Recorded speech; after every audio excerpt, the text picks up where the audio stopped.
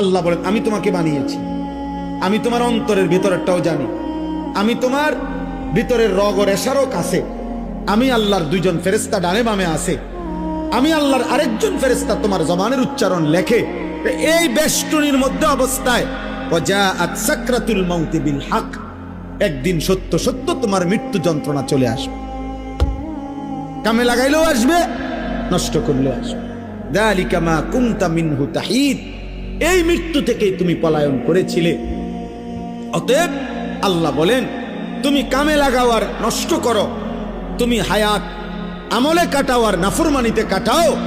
আমার এই প্রহরা, আমার এই ব্যবস্থাপনা, আমার ফেরেশতাদের এই লেখনী, আমার জবানের এই ফেরেশতার এই লিখনির মাঝখান দিয়েই তোমার এই মৃত্যু যন্ত্রণা শুরু হবে।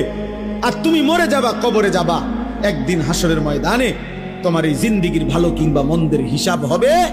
আর তুমি তখন জানতে পারবা যে তোমার জিন্দিগি কি করা উচিত ছিল, কি করা উচিত ছিল না। কিন্তু সেদিন বুঝবা, লাভ হবে। হবে কথা বলে না হবে? ইয়াউমাইযিন ইয়াতাযাক্কারুল ইনসান ওয়া আন্না লাহুদ যিকরা, আল্লাহ বলেন সেদিন সব মনে পড়বে, কিন্তু মনে পড়ে কি লাভ? এই জন্য রাত গভীরে আমি অনুরোধ করলাম সবাই আমরা ইনশাআল্লাহ দিন মানব, আল্লাহকে মানব। ঠিক আছে ইনশাআল্লাহ? 5 ওয়াক্ত নামাজ পড়বো তো ইনশাআল্লাহ? ফজরের নামাজ, ফজরের নামাজ আলাদাভাবে বলেন। ফজরের নামাজ কোন নামাজ? ফজরের। রাসূলুল্লাহ সাল্লাল্লাহু আলাইহি সাল্লামের একটা একটা সুন্নাত আমল করার চেষ্টা করুন।